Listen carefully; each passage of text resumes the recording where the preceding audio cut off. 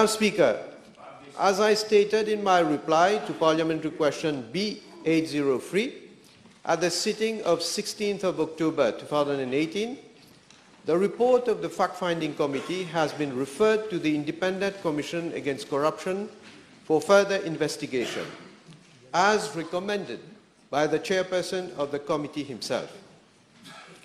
I am informed that the inquiry at the ICAC is ongoing.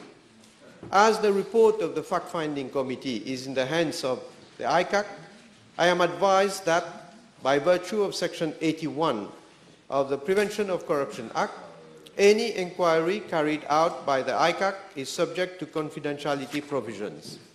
Madam Speaker, pursuant to Section 81 of the Prevention of Corruption Act, officers and board members of ICAC have a duty of confidentiality in respect to investigations carried out by ICAC. In fact, Section 81(3) of the PUCA provides that, and I quote, "Every member of the board and every officer shall maintain confidentiality, secrecy of any matter, document, report, and other information relating to the administration of this Act that becomes known to him or comes in his possession or under his control," end of quote. As a matter of fact, the rationale behind Section 81 of the PUCA is the protection of the integrity of ICAC investigations. The confidentiality aims at protecting the source of information or identity of informers so as to prevent any tampering with witnesses or with evidence, so as to ensure the integrity of any investigation which the ICAC is carrying out. As stated by the Prime Minister, and the public must know, this report of the Fact-Finding Committee was forwarded to ICAC as far back March 2018. So we are reaching 2 years.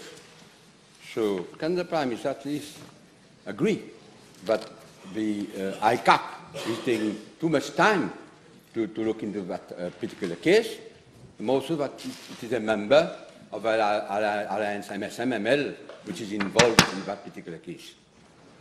Well, Madam Speaker, I have no either control or nor can I do anything with regard to ICAC. The matter is under investigation. I don't know about the complexity of the investigation that is being carried out. So I cannot impress or ask them to do anything. I'm sure that when the matter will be, the investigation will be completed, it will be referred to DPP. The way things are going, as if ICAC is becoming a whitewashing machine.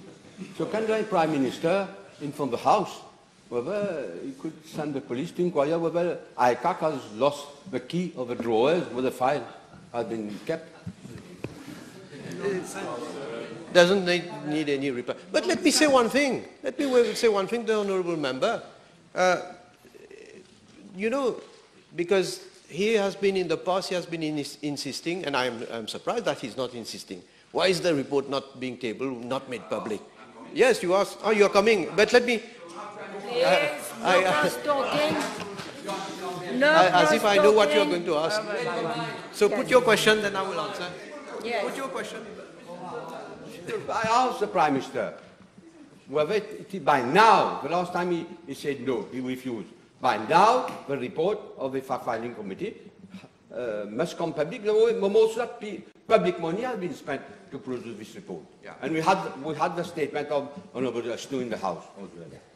Well, as I stated, Madam Speaker, the matter has been referred to ICAC according to the recommendation of the chairperson of the Fact-Finding Committee himself.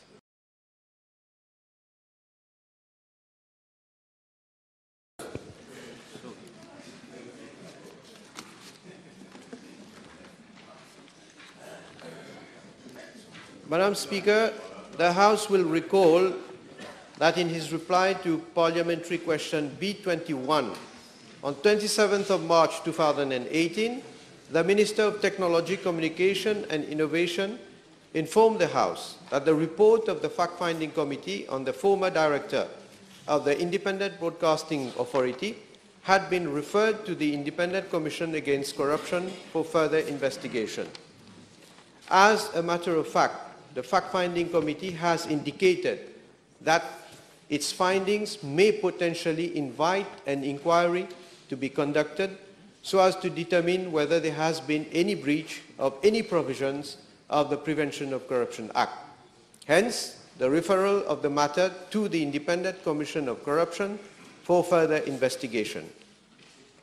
The report of the fact-finding committee is therefore in the hands of the ICAC, and I'm informed that the inquiry into the matter is ongoing. In this case also, I am advised that by virtue of Section 81 of the Prevention of Corruption Act, any inquiry carried out by ICAC is subject to confidentiality provisions. As I stated in my reply to the immediately preceding PQ B818, releasing the report or divulging any information in relation thereto would be prejudicial to the inquiry. Another case, madam. Another case. This one is, the report was sent to ICAC 2017. So again, can the Prime Minister from the House, where is attention as Prime Minister, Minister of Interior has been drawn that this person and his family is going to migrate to Canada, whether that information has been, can be verified, and because of also that person was presented as a candidate of the MSM. So can we deduce, can the proposal at least deduce that, again, another case where somebody of the government side is involved in a case where ICAC has lost the keys of his drawer? Well, it is not correct to say that she has been a candidate of the MSM, but I'm not aware about her plans, her future plans of migration to Canada. Verify whether she has already left the country, while there is a case inquiry at the ICAC. Well, of course, we'll check.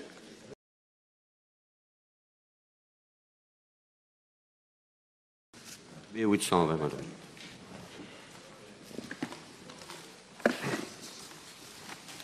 Madam Speaker, the Director General of the Mauritius Broadcasting Corporation is appointed under Section 13(2)(a) of the MBC Act, which provides that, I quote, "The Director General shall be appointed by the Minister with the approval of the Prime Minister on such terms and conditions as he thinks fit," unquote. I have accordingly appointed the new Director General of the MBC on a contractual basis for a period of 1 year. The new Director General has assumed duty on the 16th of August 2019.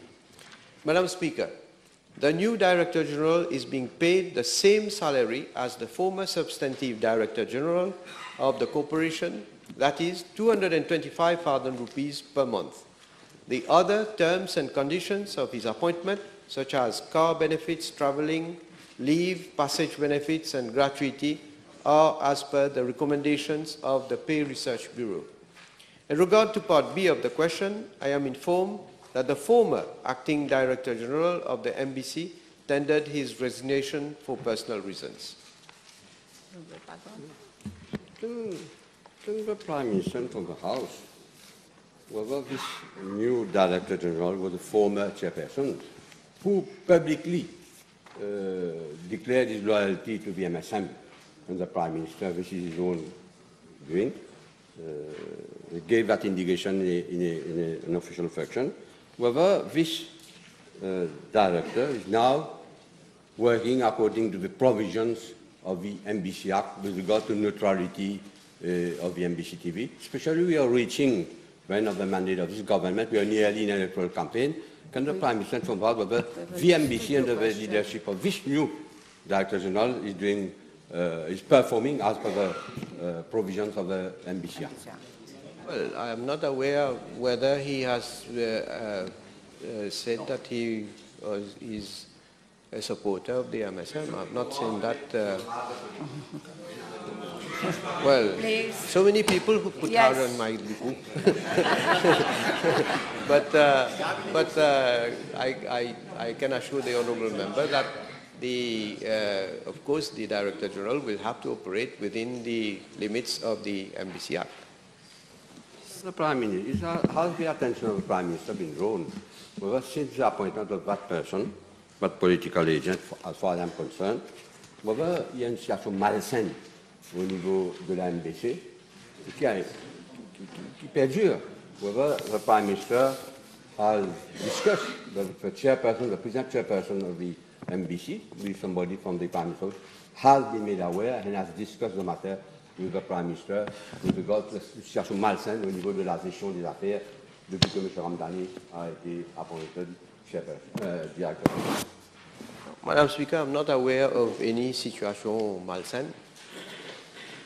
Time is over.